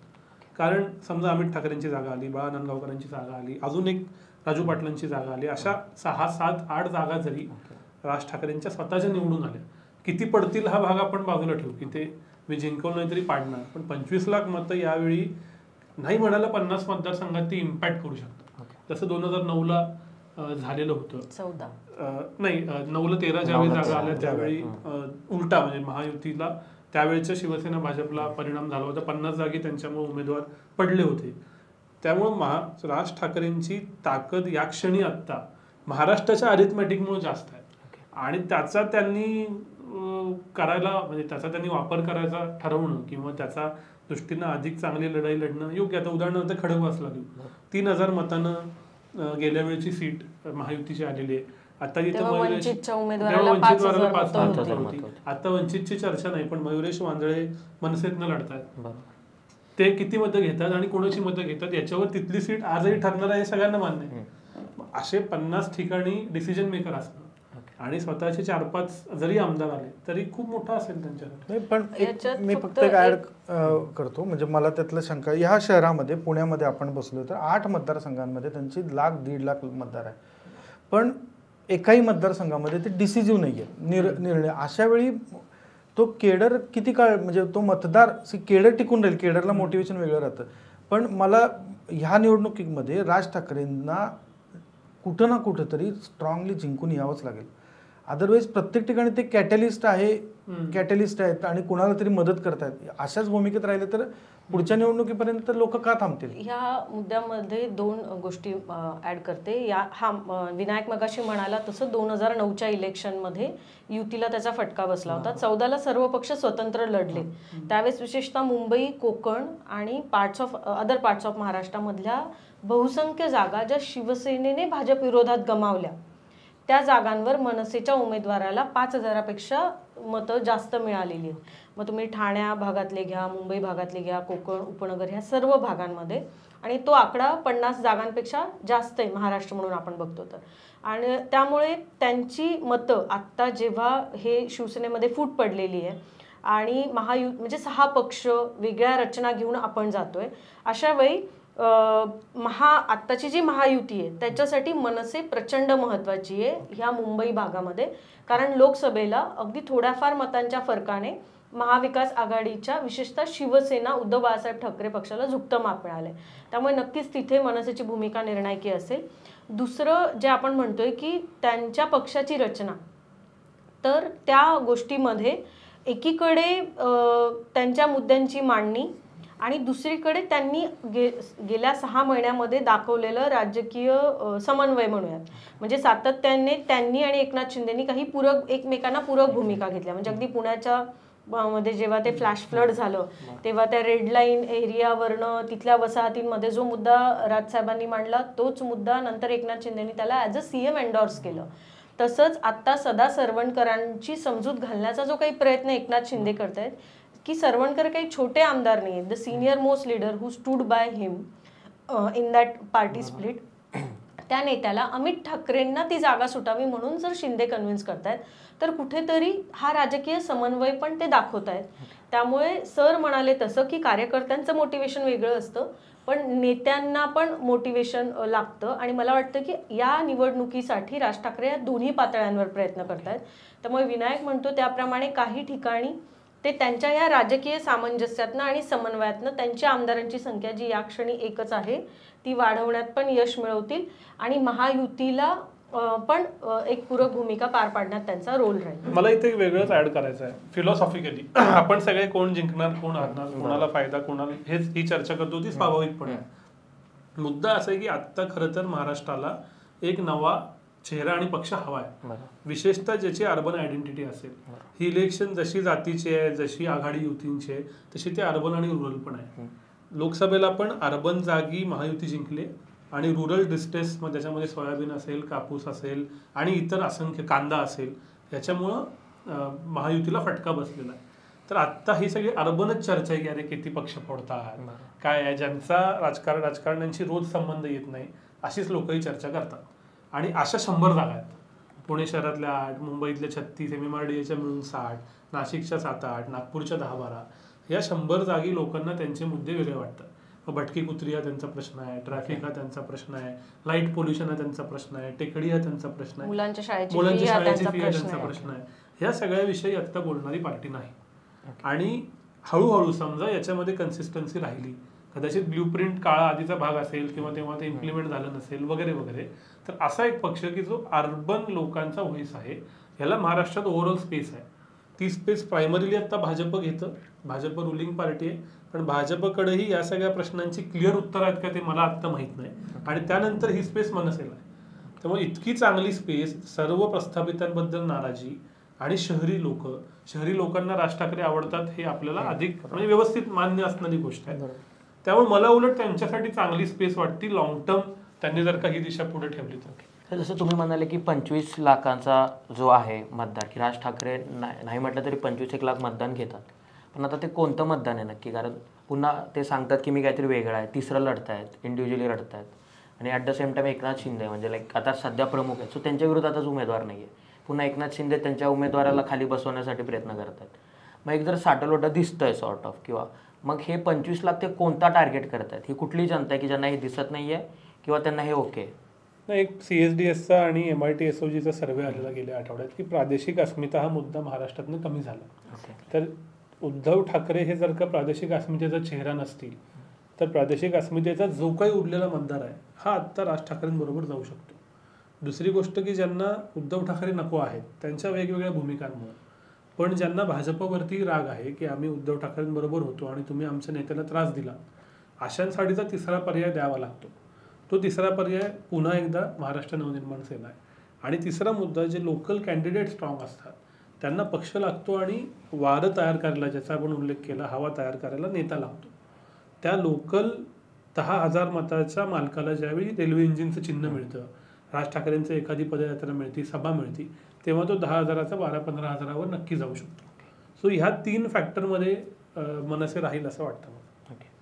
तर आपली चर्चा करता करता आपल्याला होतं की अपक्ष उभा राहतील, बंडखोर खूप होतील. तर यावेळी असं होऊ शकतं का 95 सारखं वगैरे असं उल्लेख येतात पेपरमध्ये की खूप सारे अपक्ष निवडून येतील, खूप सारे बंडखोर निवडून येतील, किंवा काही ठिकाणी फ्रेंडली फाईट्स पण होतात.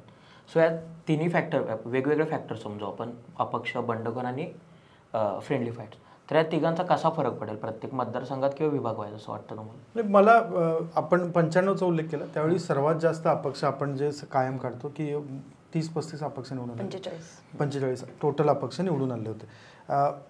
हे काही सगळे अपक्ष म्हणजे यांचं आयडिओलॉजिकली कोणालाच कधी जोडलेलं नव्हतं असं नव्हतं. हे त्या पक्षातनं फुटून ऐनवेळी मला तिकीट, म्हणजे आता कोल्हापूरसारख्या ठिकाणी 2 दिवसापूर्वी राजेश लाटकरची उमेदवारी काँग्रेस जाहीर करतं आणि काल रात्री मधुरिमा गाडगेंकडे ती उमेदवारी हँडओव्हर करतं. अशावेळी तो माणूस, जो उमेदवार त्या भागातला नेता असतो, तो तोंडावर पडतो. मग त्याला कार्यकर्त्यांचे एक दबाव राहतो की आपलं अस्तित्व टिकवायला पाहिजे, आपला गट टिकवायला पाहिजे, आणि तो निवडणुकीमध्ये उभा राहतो.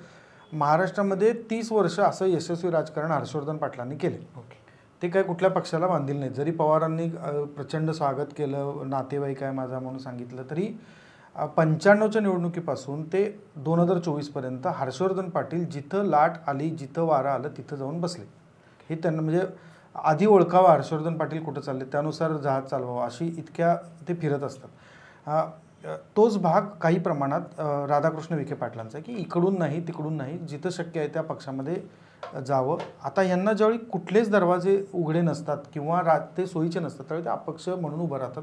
बंडखोर आणि अपक्ष हे पूर्ण वेगवेगळे क्रायटेरिया आहेत. म्हणजे बंडखोरला काहीतरी तात्कालिक कारण असतं, पण अनेक अपक्ष महाराष्ट्रामध्ये 95च्या निवडणुकीपासून आहेत की ज्यांचा सत्तेच्या जवळ जाऊन उभं राहणं, मग सत्ता ज्या पक्षाची येणार असेल त्याला पाठिंबा देऊन ती सत्तेच्या जवळ राहणं किंवा काय ते डील करणं, त्यांच्या मतदारसंघापुरत्या सोयीच्या गोष्टी करणं.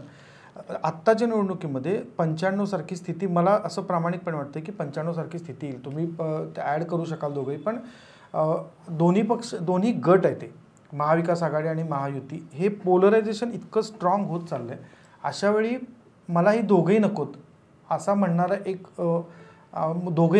म्हणणारा एक किंवा ह्या दोघांमध्ये जे तुकडे पडतील त्यातून जे 3 म्हणजे 100 मतांचे 3 तुकडे होणार असतील, 2 तुकडे होणार असतील, तर एखादा माणूस असा असू शकतो, एखादा उमेदवार असा असू शकतो ज्याला 26, 40, 50 मतं पडलीत, 51 मतं पडलीत, तर तो जिंकून येईल.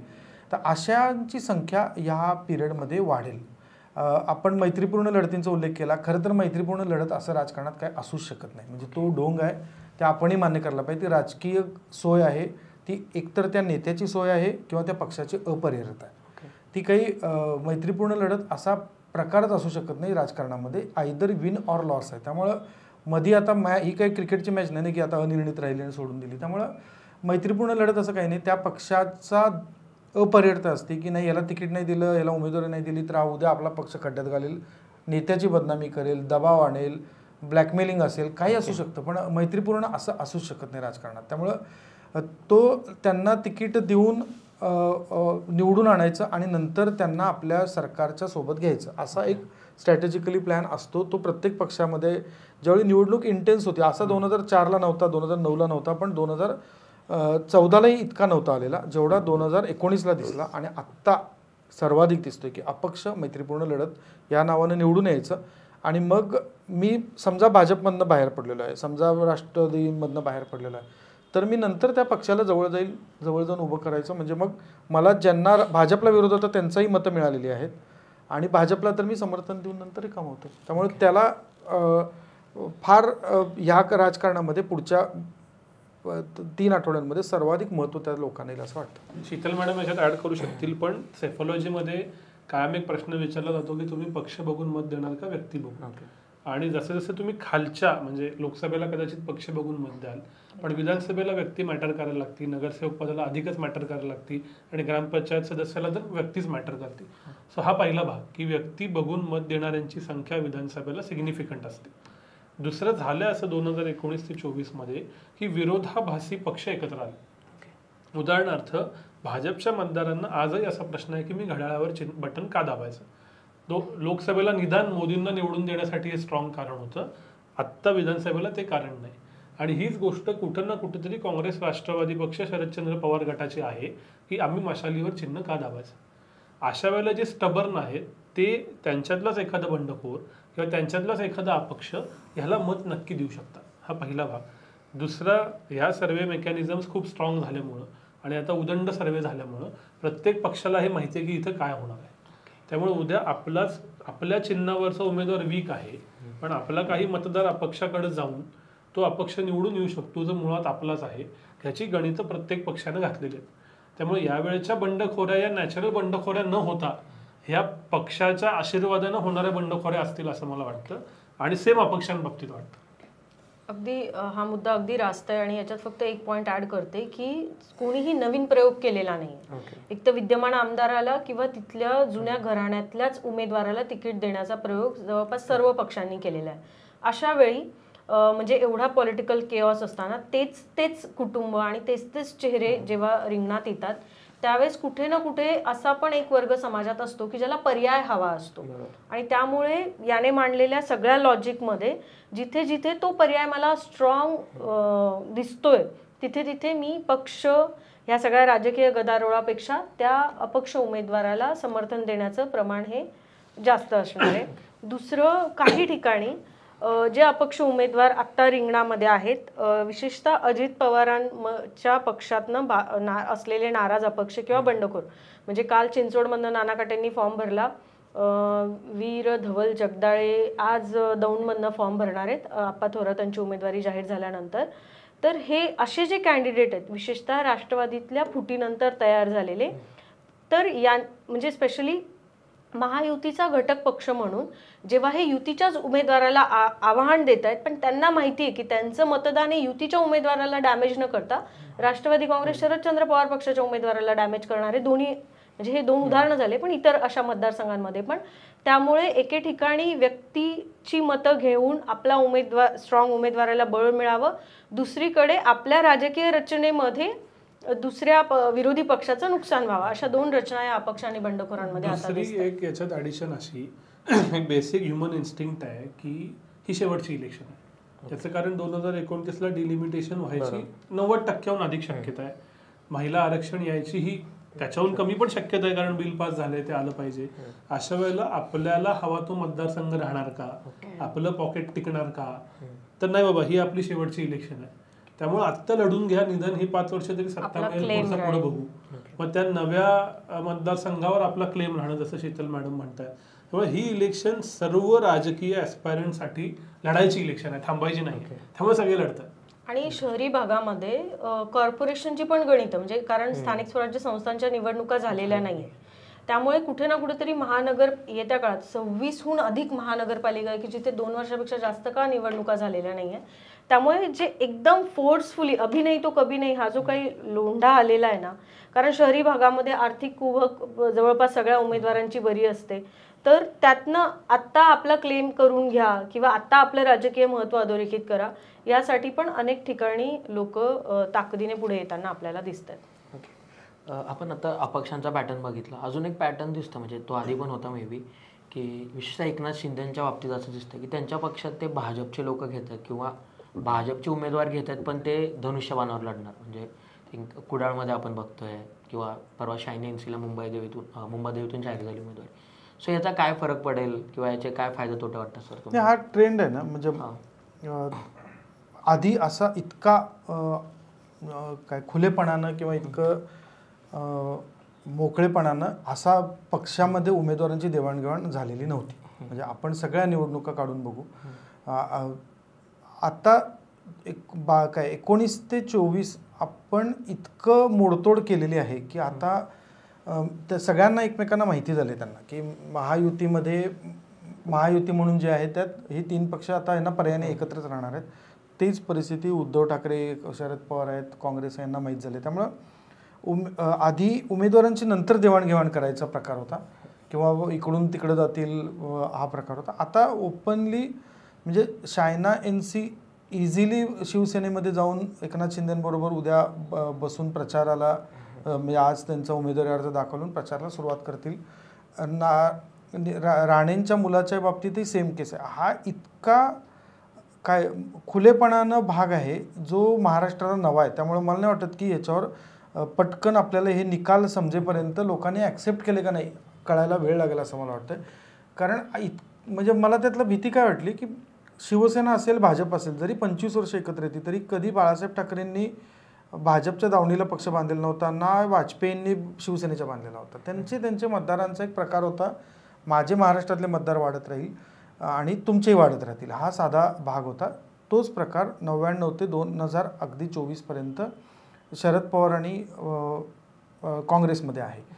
आता जी उमेदवार देवाणघेवाण चाललेली आहे ती म्हणजे हे पडद्यामागे जे चालायचं ते इतकं ओपनली खुलेपणानं सगळ्यांसमोर करतायत. हा एक धोक्याचा भाग आहे असं मला वाटतं. अजून त्याचे तपशील नंतर जसे समोर येतील निकालातनं किंवा मतदानातनं त्यावेळी खरं कळेल. अरे एकनाथ शिंदेचं अवलंबित्व जास्त वाढेल का, ज्यांना इथून पुढे ते वेगळे होणार नाहीत, पण ते सगळ्या शक्यता पण यामुळे संपुष्टात येतील असं वाटतं. कारण आकडा मोठा आहे, तो बऱ्यापैकी जास्त उमेदवार आहेत भाजपचे उमेदवार इकडे येण्याचे. एकनाथ शिंदे आपण याला उद्याच्या रचनेमध्ये काहीतरी गोंधळ होईल असं का बघतोय? ओके, म्हणजे आता ते ज्या रचनेत आहेत किंवा ते मुख्यमंत्री ज्या रचनेतनं बनलेले आहेत, धर्मवीर 2 मधनं त्यांनी जे काही नरेटिव्ह मांडण्याचा प्रयत्न केला आहे त्याला पूरक भूमिका आहे त्यांची. आणि त्या महायुतीच्या रचनेमध्ये त्या महायुतीसाठी जे जे काही चांगलं आहे ते करतायत. असं का नाही बघत आहे म्हणजे आपण याच्याकडे? असं मी तरी असं बघेन की महायुतीतल्या घटक पक्षाने अजित पवारांनी काही उमेदवार भाजप किंवा त्यांच्या मित्रपक्षाच्या घेऊन त्यांना उमेदवारी दिलेली आहे किंवा काल भोरची उमेदवारी जाहीर झाली. अगदी शिवसेना उद्धव बाळासाहेब ठाकरे पक्षातला एक उमेदवार अजित पवारांच्या पक्षात येऊन त्याला तिथे उमेदवारी मिळाली.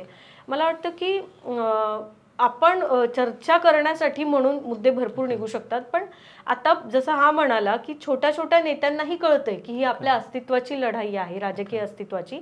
त्यांचं स्थानिक राजकारण बघतात, तसं वरिष्ठ नेत्यांच्या पण अस्तित्वाची लढाई आहे ना. त्यांचं टिकणारे नाही टिकणारे राजकारण आहे त्याच्यावर. त्यामुळे मला वाटतं की प्रत्येक जण आपल्या पूर्ण क्षमतेने ह्या निवडणुकीला सामोरं जातोय. मला एक अँटीडोट इथं असं मांडव असं वाटतं की आपल्यालाच खूप हौस आहे की सतत हॅपनिंग घडलं पाहिजे. म्हणजे परत पक्ष फुटलेच पाहिजेत, परत ह्याच्याबरोबर गेला पाहिजे, तो ह्याच्याबरोबर गेला पाहिजे. नॅचरल कोर्समध्ये घडेल आणि कदाचित हॅपनिंगच संपेल. मला ही शक्यता वाटते अजूनही की लोक कुठल्या तरी एका महायुती किंवा महाविकास आघाडीला देऊ शकतात क्लिअर मॅन्डेट. कारण आता 5 वर्ष आम्हाला कंटाळा आलाय सतत तेच बघून. आणि हे आपण बघितलं ना, काँग्रेस का 1 वरून 13 वर गेली, तर ह्या भाजप आणि काँग्रेस टिकणाऱ्या पार्टी आहेत, ह्या काय कुठं जात नाहीत असं कुठंतरी लोकांनी विचार केला असेल ना. आपल्याला हॅपनिंग हवं, हे माझी प्रत्येकाचे आपले व्हिडिओ अधिक निघतील, लेख निघतील, पेपर निघतील, अनालिसिस निघेल, हे सगळं मान्य असलं तरी जनता कदाचित या सगळ्याला कंटाळून एका साईडला मॅन्डेट देईल असं आत्ता धाडसी वाटणारं विधान मला पूर्ण कॉशियसली चुकेल याची पूर्ण शक्यता गृहीत धरून करावं असं वाटतं. आपण सगळ्या मुद्द्यांवर बऱ्यापैकी चर्चा केली, आघाड्यांचं बघितलं, पक्षांचं बघितलं. मगाशी आपलं एक डिस्कस करता एक कास्ट इक्वेशनचं एक निघालं होतं किंवा हरियाणाच्या नंतर एक कास्ट इक्वेशनच्या बातम्या पण खूप चालल्या होत्या की तिकडे जाट आणि जाटेतर मतदान झालं आणि मग बाकीच्या सगळ्यांनी BJPला मतदान केलं, जाट समाजाने केलं नसलं तरी.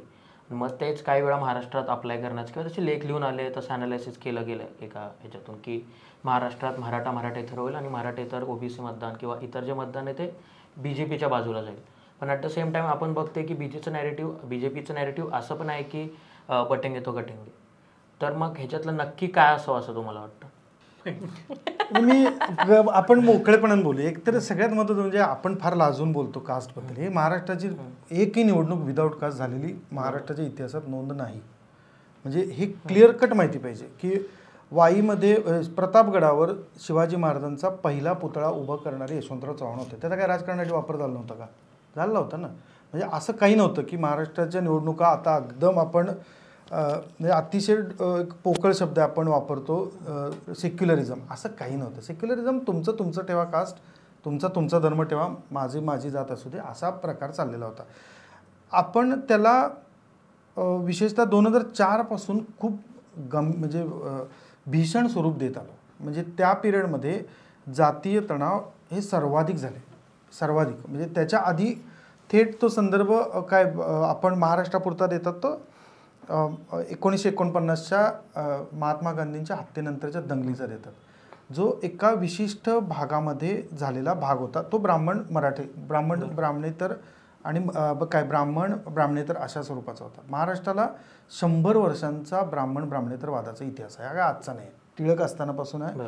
त्यावेळेच्या नगर परिषदांच्या निवडणुका सुद्धा तशा लढल्या गेल्याचा इतिहास आहे. ते आत्ताच जरांगेंवर ढकलून जे चाललेला उद्योग आहे ना की फार मराठा केलं आणि काय नाही, पहिल्यापासून आहे. OBC त्यावेळेपासून आहेत.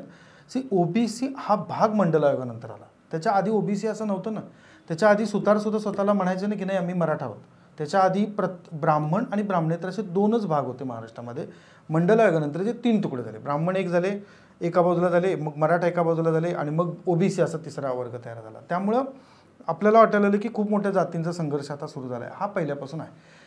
याचे परिणाम हे मतदान असं होत नाही किंवा आता सर्व पक्ष द्यायला पाहिजे, हे थिअरॉटिकली खूप चांगलं विधान असलं तरी माणसाला त्याच्या जातीचा माणूस जवळचा वाटतो. हे महाराष्ट्राचं, भारताचं, एशियात म्हणजे जिथं जातीची व्यवस्था आपल्या भागातच आहे म्हणून. ही काय चायनामध्ये व्यवस्था नाही आहे, पण त्यांनाही त्यांच्या पंथाचा जवळचा वाटत असू शकत असतो. ती व्यवस्था आहे. ते ॲक्सेप्ट केलं तर मग लक्षात येईल की या निवडणुकांमध्ये, कुठल्याही निवडणुकांमध्ये त्या विशिष्ट जातीचा आग्रह, विशिष्ट जातीचा उमेदवार काय दिला जातो. आज नव्हे, पहिल्यापासून असा एक वर्ग कायम आहे ना की जो म्हणतो, मलाही वाटतं ना की जात हा प्रकार भंपकपणा आहे, टाकून द्यावा, नको. पण ती नाही, मी नाकारणं जात, माझी वैयक्तिक पातळीवर भूमिका घेणं की जात नाही आहे आणि जात वास्तव नाकारणं, यात फरक आहे. आपण नाकारून बघितलं तर मग ते भोंगळपण आहे, ते आहे. त्यामुळं ते लक्ष्मण हाकेंना का उभं केलं? मग काय भाजपकडे काही इतर OBC नेते नव्हते का? पण राजकारणाच्या पलीकडचा एक चेहरा असावा, कारण जरांगे राजकारणाच्या पलीकडचा चेहरा होता म्हणून. उद्या भुजबळांनी ज्यावेळी अपोज केला जरांगेंना, त्यावेळी भुजबळांना ते भोगावं लागलं. त्यांना राष्ट्रवादी काँग्रेस पक्षातनंच वाळीत टाकल्यासारखे एका बाजूला गेले, कारण मराठा समाजाचा थेट रोष घ्यायचा नव्हता. जरांगेंच्या पाठीशी समाज होता. पॉलिटिकली हा समाज होता का नाही हे आता विधानसभा निवडणुकीत कळेल, जे आधी कळालेलं नव्हतं. कारण आधी ही झाकली मोठ आहे. म्हणजे मध्य मराठवाड्यामध्ये मराठा समाजानं मोठ्या प्रमाणावर विरोधात मतदान केलं. मग आकडेवारीमध्ये ते दिसायला पाहिजे ना की इतके हे क्लिअर, जसं आत्ता विनायकनं उल्लेख केला, 5 लाख मतांचीच गॅप आहे ना, ती कोट्यावधी मतांची गॅप नाही ना. त्यामुळं हे नाकारता कामा नये. जात वास्तव आहे, जातीचे उमेदवार निवडून दिले जातात. हे काही आज घडते असं नाही, हे महाराष्ट्रात पहिल्यापासून घडतं. लोक हळूहळू एक वर्ग तयार होतोय ना की नाही बाबा, मला कार्यकर्ता बघून द्यायचा आहे, मला पक्ष बघून द्यायचा आहे, मला काय उमेदवार बघून द्यायचा आहे, किंवा मला माझ्या त्या पक्षाच्या राष्ट्रीय राज्याच्या धोरणांसाठी बघून द्यायचं आहे. अशा भूमिकेतनं एक वर्ग आहे तो ग्रो होत जाईल. पण हे नाकारूनच आपण आता नाही, महाराष्ट्रात कुणी जातीचं नाव न घेता निवडणूक होणार ना. म्हणजे त्याला वाटतं ना की मी ह्या अमुक समाजाचा आहे आणि मी त्या समाजाचं प्रतिनिधित्व करायला या विधिमंडळात जाऊ इच्छितो, हे तो जर ठामपणानं मानतो तर आपण अजून त्याला नाही आता महाराष्ट्रात बिनजातीच्या निवडणुका व्हायला पाहिजे असं कुठं घडणार आहे? घडणारच नाही. त्यामुळे तसंच निवडणुका होतील, त्याच्यात काहीही प्रॉब्लेम नाही. महाराष्ट्रामध्ये मराठा समाज प्रभावी आहे हे नाकारायचं काहीच कारण नाही. OBC असा एक जात नाही आहे, OBC हे क्लस्टर आहे.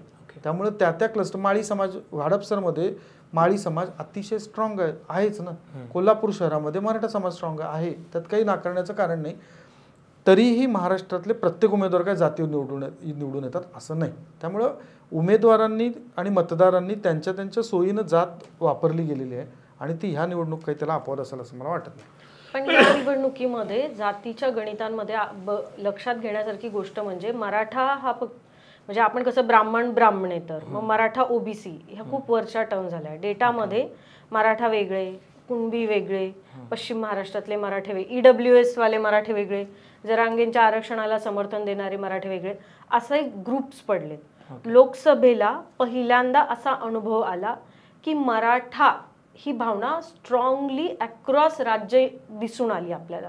म्हणजे सरसकट मराठ्यांवर अन्याय करणारं एखादं संघटन आहे म्हणून काही ठिकाणी नाकारलं गेलं. नाहीतर जरांगेंच्या आंदोलनाचा परिणाम धुळे, जळगाव, उत्तर महाराष्ट्र किंवा विदर्भ की जिथे ऑलरेडीच लोक कुणबी आहेत तिथे असा मराठा प्राईड नाहीच आहे पश्चिम महाराष्ट्रासारखा, तर अशा ठिकाणी तर जाणवला नसता फरक. त्यामुळे आत्ता आणि त्यानंतर लोकसभेनंतर मात्र हे मराठा डिव्हिजन खूप क्लिअरली जाणवतंय आपल्याला आपण जेव्हा ग्राउंडवर फिरतो. तसंच ओबीसीमध्ये धनगर वेगळी भूमिका मांडतायत, माळी समाज वेगळी भूमिका मांडतोय, मायक्रो ओबीसी अशी एक टर्म आता नव्यानेच जरांगे पाटलांसारखी व्यक्ती पण बोलायला लागलेली आहे, मुसलमानांमधल्या ओबीसीबद्दल बोललं जातंय. तर मला वाटतं की छोट्या छोट्या जात समूहांच्या अस्मितेला फुंकर घालण्याचा प्रयत्न ह्या राजकारणामध्ये होतोय. त्या सगळ्या कास्ट पॉलिटिक्सचं म्हणजे ते कायमच आहे आपल्या समाजरचनेमध्ये, आपल्या राजकारणामध्ये, पण जात आणि इलेक्शनमध्ये हा मला फरक वाटतो. जातीबद्दल बोलण्याच्या मला मर्यादित अभ्यासाच्या त्या आधी मान्य करून 2-3 फक्त स्टेटमेंट अशी करतो की जात हा महत्त्वाचा मुद्दा राहिलेला आहे दर इलेक्शनला, हे कुणी नाकारणार नाही. फक्त त्याची इंटेन्सिटी किती हे प्रत्येक इलेक्शनला बदलत आलंय. उदाहरणार्थ 2014च्या विधानसभेला नरेंद्र मोदी निवडून आलेले होते आणि नरेंद्र मोदी हा चेहरा हा जातीय गणितांच्या वरती एक आंब्रेला म्हणून आला. 2019ला देवेंद्र फडणवीसांनी प्रो इन्कम्बन्सी आणि म्हणजे त्यांनी केलेला विकास हा मुद्दा आणायचा प्रयत्न केला. तो काही प्रमाणात यशस्वी झाला, काही ठिकाणी तिथं जात हा फॅक्टर ऍक्टिवेट झाला. मग तो मराठा समाज असेल, त्यांचं झालेलं त्यावेळची प्रचंड मोठी आंदोलनं, मूक मोर्चे असतील, हा इम्पॅक्ट झाला. सो जात हा मुद्दा किती इंटेन्सिटीनं राहणार हे ठरतं. या इलेक्शनला बाकी कुठला अमरेला मुद्दा अजून दिसत नाहीये ज्याची आपण गेले तासभर चर्चा करतोय. म्हणून जात हा मुद्द्याचं वेटेड ॲव्हरेज म्हणजे वेट जे आहे ते जास्त राहील या निवडणुकीला असं दिसतं. पण त्यात फार इंटरेस्टिंग गोष्ट अशी आहे की त्याचा फायदा किंवा तोटा एकाच बाजूला होईल असं मला अजिबात वाटत नाही. 97 उमेदवार भाजपच्या पहिल्या आणि दुसऱ्या यादीतनं आले होते, त्याचा आम्ही सहज म्हणून अभ्यास केलेला. तर त्यात 40 ते 42 मराठा आणि उरलेले 30 ते 35 हे ओबीसी आहेत आणि मग SC ST आणि ब्राह्मण आणि अप्पर क्लास येतो. सो मराठा उमेदवार फक्त महाविकास आघाडीच देते आणि महायुती देत नाही असं नाहीये. मग महायुतीचे जे उमेदवार आहेत त्यातले बरेचसे विनिंग कॅन्डिडेट सुद्धा आहेत. कोल्हापूरमध्ये उदाहरणार्थ कोल्हापूर दक्षिणची निवडणूक असेल, अशा बऱ्याच ठिकाणी मराठा विरुद्ध मराठा अशीच निवडणूक होते. त्यामुळे याचा एक सरसकट प्रभाव महाराष्ट्रभर राहील की मराठा समाज असं मतदान करेल, ओबीसी समाज असं मतदान करेल असं दिसत नाही. पण काही काही ठिकाणी जिथं विशेषतः माळी समाज आहे, धनगर समाज आहे, लिंगायत समाज आहे, त्या कॉन्स्टिट्युन्सीवर फरक पडू शकतो. पण मग तिथं उमेदवार कोण, त्याचं कॅरेक्टर किंवा त्याची हिस्ट्री काय, त्याची इन्कम्बन्सी किंवा अँटी इन्कम्बन्सी काय. सो जात मॅटर करेल, पण त्या एकाच मुद्द्यावर महाराष्ट्राच्या निकालाची दिशा ठरेल असं मला वाटत नाही. सो यस, आपण सगळ्या मुद्द्यांची चर्चा केली. Thank you so much sir. Thank you so much madam, तुम्ही आला सगळ्यांनी वेळ दिल्याबद्दल. थँक्यू. धन्यवाद.